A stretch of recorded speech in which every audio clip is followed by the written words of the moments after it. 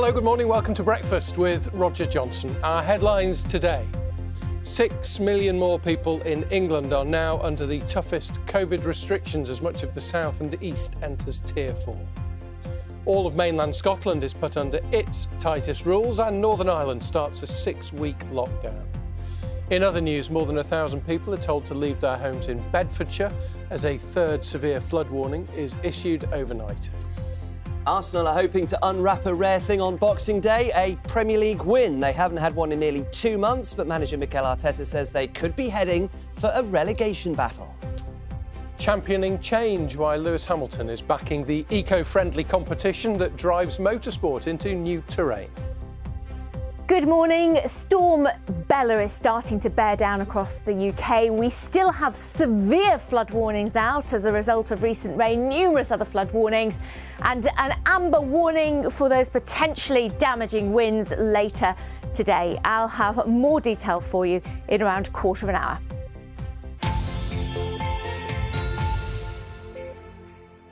Good morning. It's Saturday, December the 26th, Boxing Day. A belated happy Christmas from me. Our top story today, 6 million more people in the south and east of England are now living under the toughest level of coronavirus restrictions, Tier 4, which means that they must stay at home unless it's for work or education.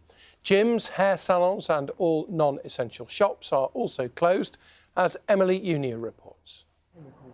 A return to lockdown, with more shops, pubs and restaurants across the UK forced to close to try and slow rapidly rising infection rates thought to be caused by a new strain of coronavirus. The government has done the right thing. The variant and the coronavirus is out of control, so they had to do something. I was expecting it at the end of the day with the numbers going up, and everyone has to live through this, so if it's going to keep us safe in the end, that's really good, and I'm quite happy. The tougher measures could be enforced for months. But we mustn't give up now. We know that we can control this virus. We know we can get through this together. We're going to get through it by suppressing the virus until a vaccine can make us safe.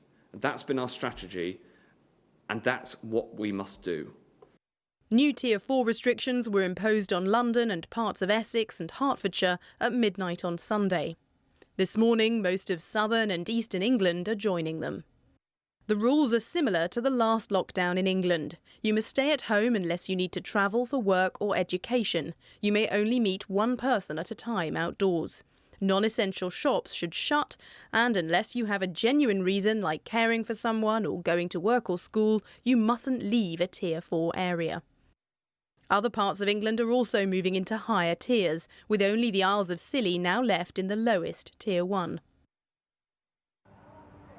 In Northern Ireland, a new 6-week national lockdown has begun, with an 8 p.m. to 6 a.m. curfew in operation until January the 2nd.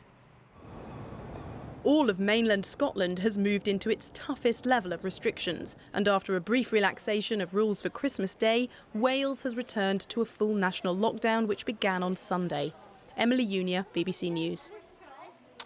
A new lockdown in Northern Ireland has begun today as coronavirus cases remain high. The first week of the measures are the toughest yet, with supermarkets ordered to close at 8 o'clock in the evening and an overnight ban on all indoor and outdoor gatherings. Non-essential shops must remain closed for 6 weeks and hospitality venues will be limited to takeaway services. Hundreds of families in Bedfordshire have been urged to leave their homes after floodwaters rose to potentially dangerous levels over Christmas. Tier 4 COVID restrictions will be relaxed for any residents who need to evacuate their properties so they can stay overnight with friends or relatives. 2 emergency centres have also been opened in the county. MPs have begun examining a summary of the post-Brexit trade deal between the UK and the European Union. The document contains more than 1,200 pages and the argument will be put to an emergency vote in Parliament on Wednesday. Our political correspondent Leila Nathu has the story. In Brussels yesterday, a Christmas Day briefing for EU ambassadors on the deal by the man who led the negotiations for their side. Mission accomplished. What's in that blue folder sets out how the EU and UK will trade and cooperate from January, a success for both sides to have more than 1,200 pages of text setting out a new relationship. Writing in The Times this morning, the Cabinet Office Minister Michael Gove says the deal will allow the UK and EU to enjoy a special relationship as sovereign equals. He was one of the key figures in the Leave campaign.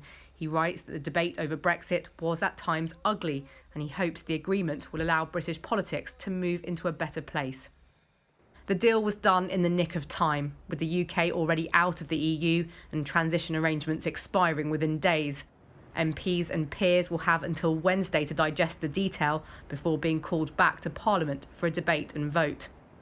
The EU is now weighing up how the future looks with the UK outside. Member states will be reviewing the legal text in the coming days before what's on paper becomes a reality. Leila Nathu, BBC News. Parts of the US city of Nashville remain cordoned off after a camper van exploded in the early hours of Christmas Day. 3 people were injured and widespread damage was caused when the van, which had been broadcasting a warning that a blast was imminent, blew up in the city centre. Police believe it was a deliberate act.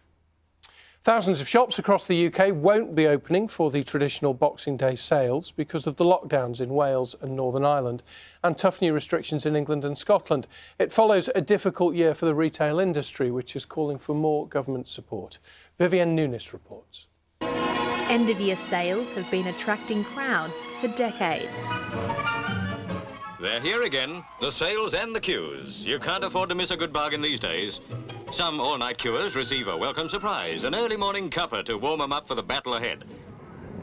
But in 2020, with Tier 4 restrictions in England, restrictions in Scotland and lockdown in Northern Ireland and Wales, many of the UK's high street stores will be empty today, leaving scores of Boxing Day bargain hunters forced to shop online. For many retailers, the key Christmas trading period has been severely disrupted. Footfall for December is down by 45% compared with 2019. The retail industry body is calling for government support to continue beyond next April. We've seen some administration, some job losses, some store closures. So making sure that that support is targeted to those businesses as we move into 2021 is going to be really vital to ensure that we don't see more job losses and more store closures. Stores in Manchester and Birmingham will be among those to open today, some with a cap on customer numbers and digital queuing systems in place. For those looking to find a good deal, the biggest discounts are expected to be in fashion, as retailers look to offload excess stock. But after a year of rolling sales from many of the big stores, retail analysts say some shoppers may be experiencing sale fatigue.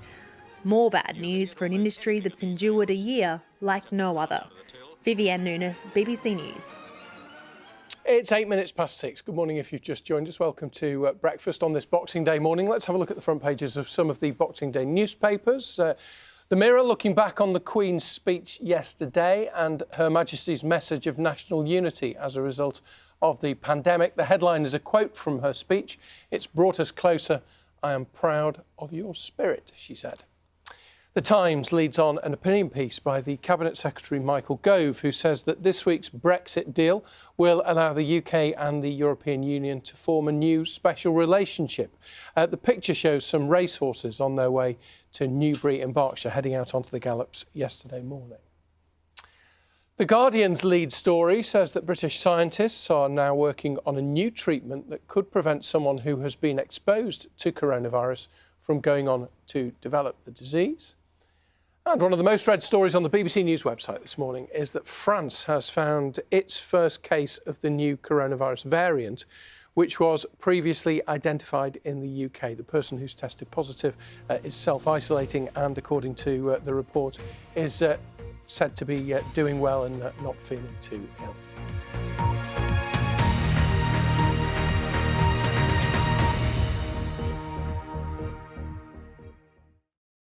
See the headlines as they happen and watch BBC News live in the app and get the full story with bbc.co.uk/news.